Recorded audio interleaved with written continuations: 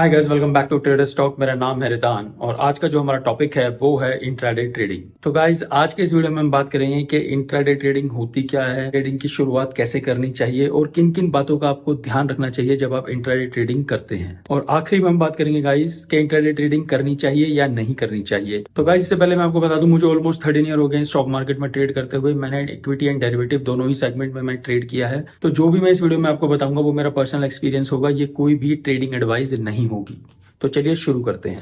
तो सबसे पहले अगर मैं अपनी स्टोरी आपको बताऊंगा तो जब मैंने ट्रेडिंग की शुरुआत की थी तो मैंने इक्विटी में ट्रेड करना शुरू किया था। तो शुरू में मैं न्यूज बेस ट्रेडिंग करता था, यानी कि अगर मुझे कहीं से कॉल का पता चल जाता था कि इसका टारगेट ये है और स्टॉप लॉस ये है, तो मैं उसी तरीके से ट्रेड करता था। पर उसमें मुझे ज्यादा प्रॉफिट नहीं होता था और मुझे ये भी नहीं पता चलता था कि आखिर मैं ये कर ही क्यों रहा हूँ। तो फिर मैंने डिसाइड किया क्यों ना मैं टेक्निकल एनालिसिस कर लूं। फिर मैंने ऑलमोस्ट 2 मंथ तक टेक्निकल एनालिसिस की, उसकी पूरी अपनी पूरी रिसर्च की उसके ऊपर। फिर उसके बाद मैंने खुद ही से ही अपनी ट्रेडिंग कॉल लेना शुरू किया।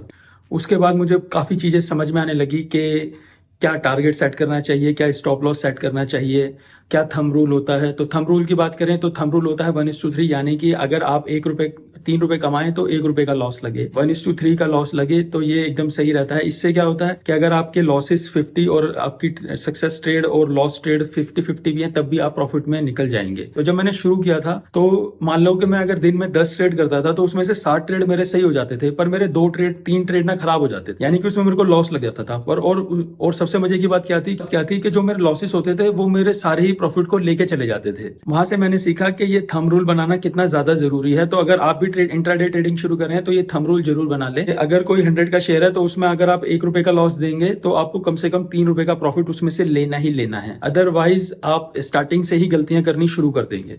उसके बाद मेरे को काफी एक्सपीरियंस हुआ, तो बाद में मुझे काफी सारी चीजें रियलाइज हुई, तो वो अब मैं आपके साथ शेयर करता हूँ। तो सबसे पहली चीज जो मुझे रियलाइज हुई कि जो टेक्निकल एनालिसिस आप करते हैं वो इतनी रिलायबल नहीं रहती हैं अगर आप इंट्राडे ट्रेडिंग करते हैं। क्यों नहीं रहती हैं? क्योंकि इंट्राडे ट्रेडिंग में ड्यूरिंग द डे कुछ भी न्यूज आ सकती है जो कि आपकी जितनी भी रिसर्च है उसको खराब कर सकती है। कोई भी बैड न्यूज लाइक के कोई नेशनल न्यूज या कोई इंटरनेशनल न्यूज आ जाए जो आपकी पोजीशन के अगेंस्ट हो, तो आप उसमें कुछ नहीं कर सकते। अब इसके बारे में मैं आपको एक चीज और बता दूं, एक इंटरेस्टिंग स्टोरी आपको बता देता हूं कि स्टॉक मार्केट में एक बायर होता है और एक सेलर होता है। स्टॉक एक ही होता है पर उसका एक बायर होगा और एक सेलर होगा, तभी वो आपस में ट्रेड होगा। बायर ये सोचता है कि मैं जो कर रहा हूं वो सही कर रहा हूं, सेलर जो सोचता है मैं जो कर रहा हूं वो सही कर रहा हूं। तो इन दोनों में से सही कर कौन रहा है? तो गाइस, इन दोनों में से सही वही कर रहा है जो ये सही गेस कर पा रहा है कि वॉल्यूम किस तरफ जाने वाला है, यानी कि ज्यादातर लोग क्या सोच रहे हैं। अगर आप ये फाइंड आउट कर लें कि ज्यादा लोग क्या सोच रहे हैं, तभी आपका ट्रेड सक्सेसफुल होगा, अदरवाइज आपका ट्रेड सक्सेसफुल नहीं हो सकता है। क्योंकि आप जितनी मर्जी रिसर्च कर ले, पर अगर आपने बाय किया है और सेलर ज्यादा है तो आप उसमें कुछ नहीं कर सकते, और अगर आपने सेल किया है और बायर ज्यादा है तो ऑब्वियस है कि आपको उसमें लॉस ही लगना है। तो अब बात करते हैं कि ये बायर और सेलर की क्वांटिटी की वॉल्यूम का पता कैसे लगाएं कि बायर और सेलर कहां से आ जाएंगे। तो गाइस, पहले तो आपने टेक्निकल एनालिसिस कर ही ली, उसके बाद मैं अब जो आपको इंडिकेटर्स बताऊंगा आपको उन सब के बारे में ध्यान रखना है, तभी आपका ट्रेड एक सक्सेसफुल ट्रेड हो सकता है।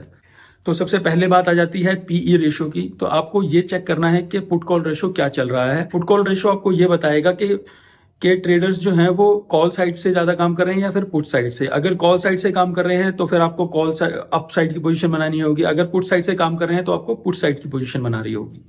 अगर पुट कॉल रेशो A1 से ज्यादा है तो इसका मतलब ये है कि पुट में ज्यादा काम हो रहा है, ना कि कॉल में। और अगर पुट कॉल रेशो <1 है तो इसका मतलब ये है कि कॉल साइड से ज्यादा काम हो रहा है, ना कि पुट साइड से। उसके बाद आपको ग्लोबल मार्केट चेक करने का, इसके ग्लोबल मार्केट क्या चल रहे हैं। अगर ग्लोबल मार्केट में डाउनफॉल है तो आपका अपसाइड पोजीशन बनाना लॉजिकली नहीं लगता है, क्योंकि अगर वर्ल्ड मार्केट डाउन है तो ऑब्वियस है कि हमारी stock market, Indian stock market भी डाउन जा सकती है। उसके बाद आपको चेक करना है गाइस के डॉलर एंड रुपी क्या चल रहे हैं, यानी कि डॉलर और रुपी का जो ट्रेड है वो किस तरह चल रहा है। अगर डॉलर अच्छा परफॉर्मेंस दे रहा है तो ऑब्वियस है कि ये हमारी इकोनॉमी के लिए अच्छी बात नहीं है, तो मार्केट डाउन जा सकती है, इसको आपको ध्यान रखना है। और अगर रुपीज अच्छा कर रहा है तो फिर मार्केट अप जा सकती है। फिर आता है गाइस क्रूड ऑयल। हमारी इकोनॉमी क्रूड ऑयल पर ही टिकी हुई है। अगर क्रूड ऑयल के प्राइस बढ़ते हैं तो ये हमारी इकोनॉमी के लिए अच्छी न्यूज नहीं रहती है। तो इस बात का आपको ध्यान रखना है कि अगर क्रूड ऑयल के प्राइसेस हाई होंगे तो चांसेस यही रहेंगे कि स्टॉक मार्केट अच्छा परफॉर्मेंस नहीं देगी या फिर वो डाउन साइड जाएगी। तो अपना ट्रेड भी उसी तरीके से लेना है आपको।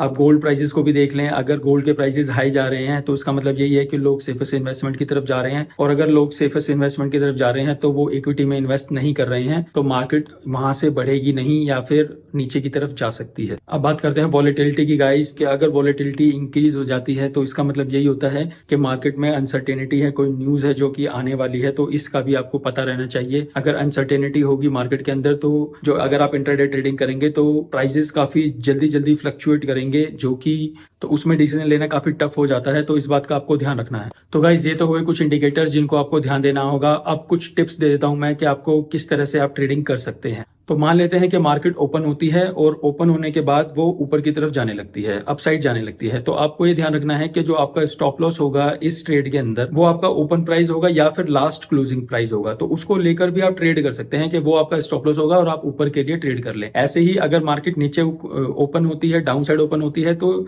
जो उसका लास्ट क्लोज था वो आपका स्टॉप लॉस होगा और आप नीचे के लिए ट्रेड कर सकते हैं। ये बहुत ही सिंपल है, इंट्राडे ट्रेडिंग नॉर्मली ऐसे ही शुरू होती है। उसके बाद बात करते हैं गाइस सपोर्ट एंड रेजिस्टेंस की। तो सपोर्ट एंड रेजिस्टेंस का भी आपको ध्यान रखना बहुत ही ज्यादा जरूरी है। जब तक के सपोर्ट एंड रेजिस्टेंस को मार्केट क्रॉस ना कर दे, यानी कि अगर आप अपसाइड देख रहे हैं तो रेजिस्टेंस को क्रॉस ना कर दे, और अगर आप डाउन साइड देख रहे हैं तो सपोर्ट को क्रॉस ना कर दे, तब तक कोई ट्रेड नहीं लेना। ट्रेड आपने तभी लेना है जब आपका, अगर आप अपसाइड देख रहे हैं तो एक सपोर्ट को, एक रेजिस्टेंस को तोड़ दे, और अगर आप डाउन साइड देख रहे हैं तो जब तक एक सपोर्ट को वो तोड़े ना, उसके बाद ही कोई ट्रेड लें, तो प्रोबेबिलिटी बढ़ जाती है आपकी सक्सेसफुल ट्रेड की। तो गाइस अब बात करते हैं मेरे पर्सनल एक्सपीरियंस की इंट्राडे ट्रेडिंग में। तो गाइस स्टार्टिंग में जब मैं इंट्राडे ट्रेडिंग करता था मुझे काफी अच्छा लगता था, मैं काफी ज्यादा ट्रेड लेता था, कभी मुझे प्रॉफिट होता था, कभी मुझे लॉस होता था, ये तो एक ट्रेडिंग का पार्ट है। उसके बाद जब धीरे धीरे मुझे एक्सपीरियंस होने लगा, मैंने ये रियलाइज किया कि जो मेरी रिसर्च है वो तो सही है, बट जो मेरे प्रॉफिट है वो काफी ज्यादा स्मॉल है, यानी कि मैं ज्यादा प्रॉफिट कमा सकता था अगर मैं 1-2 दिन या 1 वीक के लिए या फिर 1 मंथ के लिए रखता, ना कि अगर मैं इंट्राडे करूं तो मुझे काफी स्मॉल प्रॉफिट हो रहे थे और मेरे लॉसेस भी, स्टॉप लॉस भी जल्दी ट्रिगर हो रहे थे। तो मैंने ये रियलाइज किया कि आई थिंक मुझे इंट्राडे ट्रेडिंग नहीं करनी चाहिए, तो इसलिए मैंने इंट्राडे ट्रेडिंग छोड़ दी। मैं इंट्राडे ट्रेडिंग नहीं करता, मैं वीकली या मंथली ट्रेड करता हूं। तो ये मेरा ऑनेस्ट आंसर है गाइज इंट्राडे ट्रेडिंग। तो गाइज ये तो मेरा पर्सनल एक्सपीरियंस था जो मैंने आपके साथ शेयर किया। करता हूँ गाइज ये वीडियो आपको इन्फॉर्मेटिव लगा होगा। अगर ये वीडियो आपको इन्फॉर्मेटिव लगा है तो प्लीज मेरे इस वीडियो को लाइक करें और मेरे चैनल को भी सब्सक्राइब करें। अगर आपका कोई दोस्त ट्रेडर है तो उसके साथ भी इसको शेयर करें। मिलते हैं आपसे नेक्स्ट वीडियो में। Thank you so much.